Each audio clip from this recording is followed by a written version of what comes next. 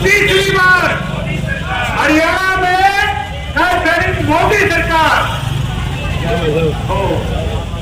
माननीय विधायक जी, विधायक हमारी आन बान शान, 24 घंटे झांसी की जनता के लिए अपने द्वार खुले रखने वाले हरमन प्यारे भाई विनोद भ्याणा जी, गोलकोटी क्षेत्र के लोग उनका फूल मालाओं से स्वागत कर रहे हैं, पूजा अर्चना की, क्योंकि धर्म में जितनी आस्था हमारे आदरणीय विनोद भ्याणा जी रखते हैं, मैं पिछले 5 वर्षों से इनको देख रहा हूं। जैसे ही गाड़ी में बैठते हैं सबसे पहले भगवान को याद करते हैं, फिर कोई भी हमारा स्थान हो, चाहे हमारा कोई बस स्टैंड, हमारे सभी आदरणीय यहाँ पहुंचे हैं। हमारे भूटानी साहब, हमारे मन्नू भाई ड्रेस वाले, सभी आदरणीय पहुंचे हैं। आपका स्वागत है, अभिनंदन है। मेरी मातृशक्ति बैठी है जी का पुष्प कुछ देकर स्वागत करेंगे। हमारे वाइस चेयरमैन भाई अनिल बंसल जी, ईश्वर सिंगला जी, मुकेश टुटेजा जी, सुनील सैनी जी, रमेश सिसोदिया जी, हमारे नवदीप वाल्मीकि जी, हमारे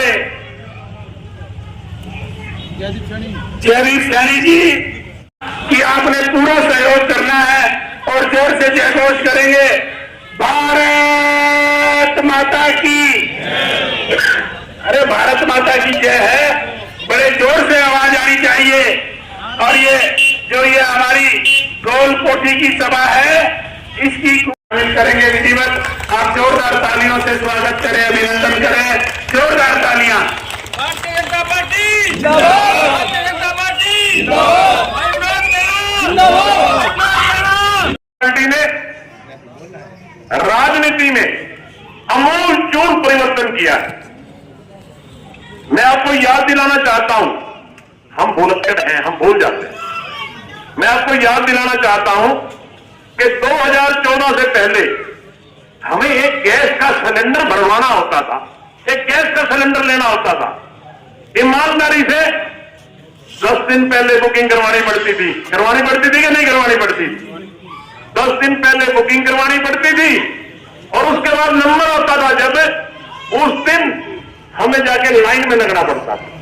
8 बजे लाइन में लगते थे, 12 बजे 1 बजे नंबर आता था। ये मैं व्यवस्था परिवर्तन की बात कर रहा हूं। आज वही गैस है, वही सिलेंडर है, वही एजेंसियां हैं, उपभोक्ता बढ़ा है, गैस की खपत बढ़ी है, घटी नहीं है। मगर आज क्या है, आज आप एक फोन करते हैं, आपको कहीं लाइन में नहीं लगना, आपने कहीं बुकिंग नहीं करवानी, सिलेंडर आपके घर आता है कि नहीं आता? मेरी बहनों बताओ, आता है ना? अब 2014 से पहले याद है कैसे आता था? ये होता है व्यवस्था परिवर्तन का कार्य। तो 2 ही उम्मीदवार है ना, और चौधरी रणजीत सिंह के बारे में एक तो सबने सुना ही होगा कि चौधरी रणजीत सिंह शरीफ आदमी है। सुना कि नहीं सुना? चौधरी रणजीत सिंह मंत्री रहे, एमएलए रहे, मेंबर पार्लियामेंट रहे, आज तक उनके ऊपर, उनके दामन पे कोई दाग नहीं है। कोई आदमी उनको ये नहीं कह सकता कि ये वरिष्ठ है, ये बदमाश है, ये लड़ाई झगड़ा करवाता है। बिल्कुल शरीफ आदमी। और एक तरफ जयप्रकाश है भाई, जयप्रकाश के बारे में मुझे बताने की जरूरत नहीं कि किस किस्म का आदमी है। आप समझ जानते हैं कि ग्रीन ब्रिगेड का सरगना अगर कोई है तो उसका नाम है जयप्रकाश। जानते हैं ना आप? सुना कि नहीं सुना? अब आपने तुलना करनी है कि दोनों में से कौन हमारे वोट का हकदार है। बुजुर्गों और साथियों, जब आप गहन चिंतन करेंगे तो निश्चित रूप से आपको यह लगेगा कि इन दोनों उम्मीदवारों में से चौधरी रणजीत सिंह ही हमारे वोट का अधिकारी है। अब क्या अगली बात ये आ जाती है, ये एमपी बनेंगे और एमपी बनने के बाद देश का प्रधानमंत्री बनेगा। अब प्रधानमंत्री की बात करें, एक तरफ नरेंद्र मोदी है, दूसरी तरफ राहुल गांधी है। बताओ, नरेंद्र मोदी प्रधानमंत्री होने चाहिए या राहुल गांधी होने चाहिए? ईमानदारी से बताओ, नरेंद्र मोदी होने चाहिए या राहुल गांधी? नरेंद्र मोदी होने चाहिए या राहुल गांधी? बताओ।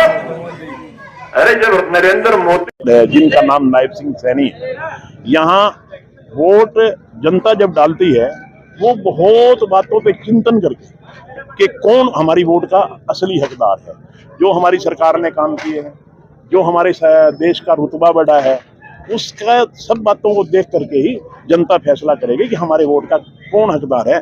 मांगने को तो पता नहीं कितने नेता आते हैं और अपनी बात कह के चले जाते हैं, मगर जब जनता वोट डालती है उस पर गहन चिंतन करके वोट डालती है। निश्चित रूप से आप देख रहे हैं कि इलाके में पूरे में भारतीय जनता पार्टी की एक तरफ की हवा है और भारतीय जनता पार्टी ही भारी बहुमत से हिसार लोकसभा की सीट जीतेगी। भाजपा प्रत्याशी जो रणजीत सिंह चौटाला है, उनमें ऐसा अलग हटके क्या है जो जेपी में नहीं है?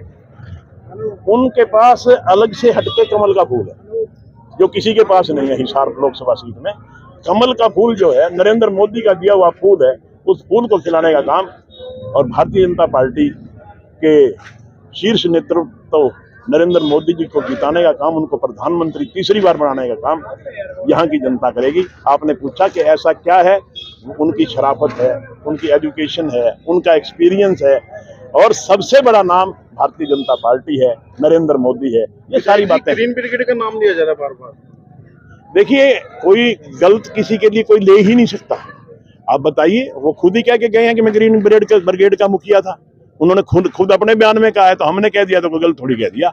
ग्रीन ब्रिगेड के मुखिया तो थे ही, और ग्रीन ब्रिगेड ने जो कुछ मुहिम में किया वो मेरे ख्याल में कोई भूला नहीं आज तक। मुहिम कांड जो हुआ था, वो कोई जो बाई इलेक्शन था, वो सारा कुछ ग्रीन ब्रिगेड का किया धरा था। तो विपक्ष जो सरकार को गिराने का घटनाक्रम चला रही है, तो आपको क्या लगता है?